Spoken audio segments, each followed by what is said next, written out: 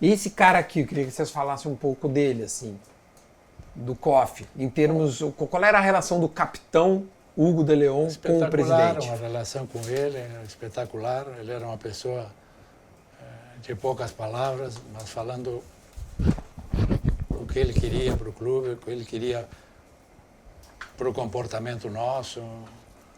Foi um relacionamento espetacular, porque em nenhum momento ele nos deixou, sempre nos acompanhou, estava no dia a dia com ele, com todos os seus diretores, mas ele era de uma capacidade de, em poucas palavras, te convencer do que ele queria, e depois a gente fazia a nossa parte, não é? Mas ele marcou, na verdade, é dos presidentes que marcou época no Grêmio, não só por ganhar, sino pelo jeito como ele conduziu o Grêmio. Eu acho de lidar com... Exatamente. E era um cara próximo ao grupo. Próximo ao grupo, e o jeito como ele gerenciou o Grêmio, como é que ele gerenciou as vaidades em todas as áreas que um clube como o Grêmio tem.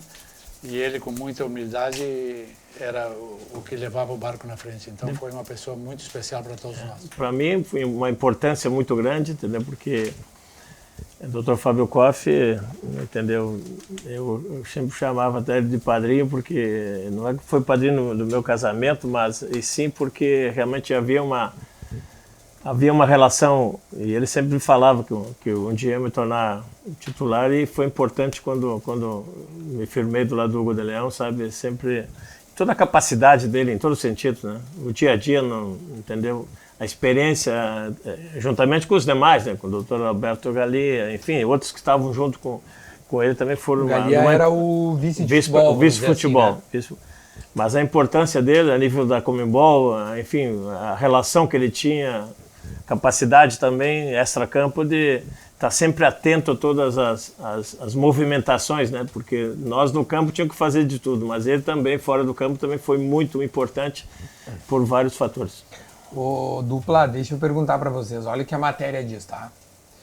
Ao lado de Galia, né, que o Koff, então o Galia, os dois do futebol, e o Rudi Armin Petri, também outro nome também bem famoso, né? Até sim, hoje sim. A gente ouve falar nos filmes. É verdade. Iniciou então um ano de uma política corajosa, porque o Grêmio não tinha ganho nada, né, no ano anterior, né? Segunda matéria aqui, acumulou dívidas, né, que tinham que ser pagas de alguma forma.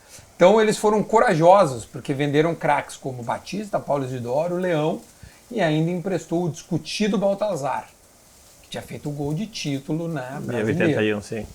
E aí contratou nomes modestos, como Osvaldo, Caio, Mazzaropi, Robson, Lambari, mas em contrapeso veio o craque Tita. Como todo futebol, óbvio que ele seria até o sucessor do Zico na época, né? Falava que o Tita poderia perfeitamente ter, né, o sucessor. Como é que foi essa virada de ano, meu? Lendo aqui, imagino que passe uma memória, né? Vocês, dessa pré-temporada para começar 83, o grupo se modifica, como é que era a expectativa para 83? Quando a gente fala de pessoas importantes, a pessoa mais importante que a gente tinha do nosso lado era Antônio Carlos Verardi. Perfeito. Uma pessoa espetacular, conhecedor de tudo o que acontecia no Grêmio e no futebol, que nos dava todos os lineamentos, os comportamentos que a gente tinha que ter dentro do clube, dentro do campo, nos treinamentos, nas viagens, com a direção. Te dava um manual, e justamente te dava um manual na concentração quando começava o ano. Então, o lineamento que veio esse ano, quando fizeram essas mudanças, que na verdade eram mudanças fortes, porque tu está falando de 4 jogadores que eram de seleções brasileiras. Pois é. E faz uma mudança, ou seja, que ali eles assumiram o que eles queriam para o próximo ano, mas igualmente tendo essa troca de jogadores nesse nível que foi. Os lineamentos que nos passou o clube, que nos passou o Verardi lá em Gramado, que era nosso centro de concentração, que nos passou os lineamentos da direção, e depois os lineamentos que nos deu o treinador que chegou, que foi espetacular, que é o Espinosa. Aquilo veio tudo de uma linha, ou seja, que nós praticamente em 48 horas concentrados, tivemos o caminho que o Grêmio queria percorrer até o fim do ano foi nos dado nas duas palestras, na do Antônio Carlos Verardi e o Espinosa como treinador. Eu acho que ali foi o começo daquela grande caminhada com duas pessoas, uma conhecedora dentro do campo da história do Grêmio, como jogador e o que ele queria como treinador, e outro espetacular como Antônio Berardi, nos dando alinhamento do que a direção queria e nos orientando a todos nós que chegamos no Grêmio qual era os caminhos que a gente deveria percorrer, porque ele era uma pessoa maravilhosa. O Berardi é impressionante como todas as gerações, né? Porque foram, sei lá, 40, 50 anos de Grêmio, né? Não tem uma pessoa que não tem, assim, não tem um ai, assim. Não tem porque realmente, o Hugo falasse bem, tem a direção, importante, mas o dia a dia, nós... Quem tocava, organização, vestiário, diálogo com os atletas, alguns que sempre tem um ou outro com alguns problemas, e ele sempre chamava de parte. Espinosa também, quer dizer, realmente a comissão técnica comandada pelo Espinosa, né? Um papel diferente. Assim, até, assim, que não sei se hoje ainda existe, não só no Grêmio, eu digo no futebol, né? A história do Berardi ela é linda, né? É linda, com várias gerações. Tu falaste agora, não há um atleta em todas as gerações que, enquanto ele esteve no Grêmio, que vai falar isso aqui, tudo de forma positiva. Ele, mesmo nas renovações de contrato, ele conversava antes, já deixava preparado para o atleta quando tinha. Antigamente não tinha empresário, então nós mesmos tivemos que tratar diretamente.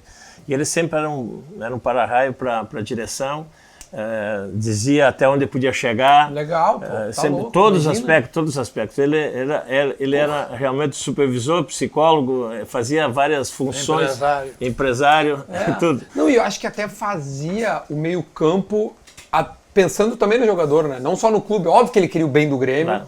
Mas ele, cara, aqui nós vamos ter que melhorar um pouco aqui, né? Acho que fazia esse balanço. Por isso que vocês respeitavam e gostavam tanto. E mesmo momentos nossos... E ele sabia muito de futebol. Muito. Tá, assistir futebol com ele, ver o que ele quietinho com a família, dentro das cadeiras que ele assistia, escutar ao lado dele o que estava acontecendo, as coisas, ele sabia muito de futebol. Sabia muito. E mesmo as funções, né, Hugo? Muitas vezes um jogador que tinha que sair do Grêmio, que não é fácil, né? Ele tinha essa capacidade para que o atleta estava saindo, terminando o vínculo de uma forma ou de outra, ele tinha essa capacidade para o atleta também sair de uma forma boa, pela porta da frente. Pela porta da frente. Então, toda essa capacidade que nós realmente temos que lembrar da importância do Que ano, velho, que ano incrível. Eu tô passando aqui, a gente vai chegar no Mundial, que é a razão dos nossos assuntos, mas é impossível não falar da Libertadores porque a gente chega no Mundial.